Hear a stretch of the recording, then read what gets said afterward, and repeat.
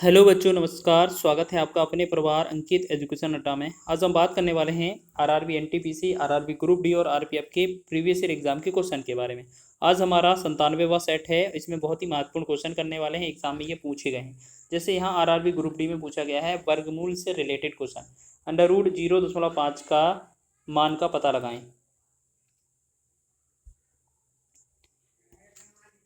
तो अगर आपको इस तरीके का क्वेश्चन मिलता है तो आपको करना क्या है, सबसे पहले इस 0.5 में लिखा है अंडरवुड में, तो आपको क्या करना है, तो यहाँ पर आपको क्या करना है, इस 5 को पहले तो पॉइंट को हटाना है। इस पॉइंट को हटाएंगे, यहाँ 10 आ जाएगा।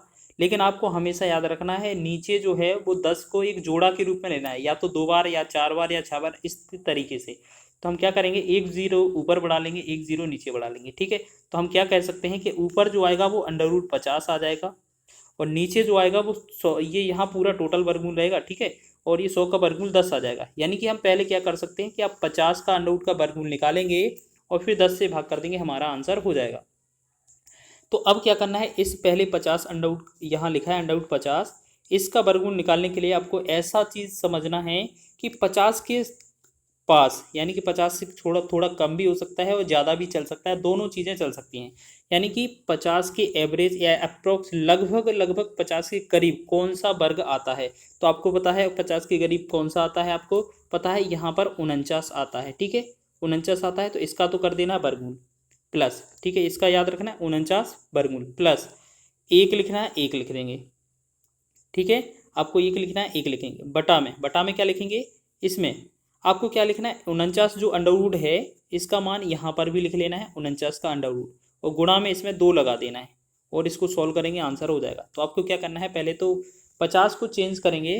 तो आपको एक अच्छा सा उदाहरण बताते हैं, ऐसे बता देते हैं, आपको इसमें थोड़ा समझ में नहीं आ रहा होगा। 0.5 लिखा था, हम सबसे पहले पॉइंट हटाएंगे तो एक जीरो आ जाएगा। ठीक है, इसमें 10 आ जाएगा, एक जीरो ऊपर एक जीरो नीचे, तो ये नीचे वाला हट जाएगा अंडरवुड से, तो ये ऊपर जो आएगा वो 50 अंडरवुड हो जाएगा, नीचे जो आएगा वो 10 बन जाएगा वर्गमूल। ठीक, अब 50 का वर्गमूल कैसे निकालेंगे, आपको याद रखना है 50 के करीब कौन सा, 49 एक वर्ग होता है। ठीक है ना, तो आपको क्या याद रखना है कि 49 में 49 जो वर्ग है वो 7 का वर्ग है। फिर प्लस कितना करेगा, 50 में एक एक जोड़ा जाएगा तो 50 हो जाएगा ना, तो ये तो आ गया 7 का वर्ग। ठीक है, और इसी 7 का क्या करना है, डबल कर देना है। आपने क्या देखा, इसमें 49 प्लस एक 7 हो रहा था, तो इसमें 7 वर्गमूल ले लिया इसका पहले वाले का, और एक सेम का सेम लिख दिया।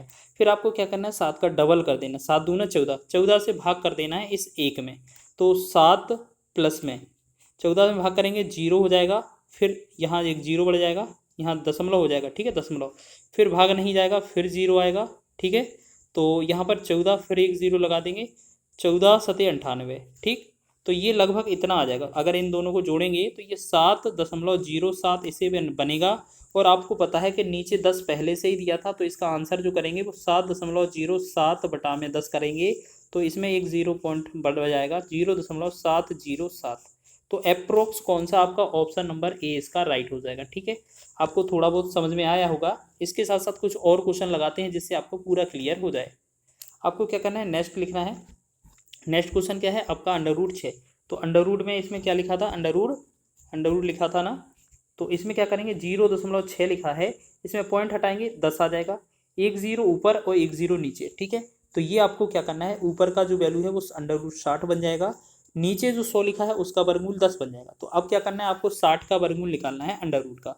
तो अंडर रूट में 60 वैल्यू अगर दिया जाए तो आप क्या कर सकते हैं, या तो 8 के हिसाब से निकाल दो, 8 8 64, फिर माइनस करना पड़ेगा, या यहाँ पर 49 और ले लेंगे। ठीक है, इसमें हम क्या करेंगे, 49 यहाँ पर लेंगे, तो 49 में अगर 11 जोड़ेंगे तो आपको पता चल जाएगा ना कि 49 से 11 60 होता है।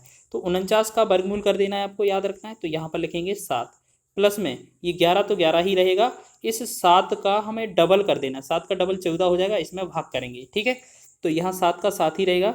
ठीक है, 7 का 7 ही रहेगा, प्लस यहाँ पर भाग नहीं जाएगा तो 0 लगा देंगे। ठीक है, यहाँ पर एक दशमलव के साथ एक जीरो बढ़ा देंगे, तो 14 पंचे 70, 14 सते 98, 14 अट्ठे 112, यानी कि 14 सते 98 इसका हो जाएगा। ठीक है, तो लगभग 0.7 बार ये चला जाएगा। ठीक है, अब इतना ही रहने दीजिए, इतने पे आंसर हमें मिल जाएगा। तो अगर हम यहाँ पर टोटल करेंगे तो ये 7.7 यहाँ पर बन जाएगा। ठीक है ना, अगर आपको यहाँ पर टोटल करना है, अब पूरा टोटल आपको आंसर निकालना है, तो अब क्या करेंगे, इस 7.7 में से भी क्या करना है, इस 10 से भाग कर देना है। 10 से और भाग करेंगे तो ये बनेगा 0.77। तो 0.77 लगभग कौन सा है, ऑप्शन नंबर डी में दिया हुआ है।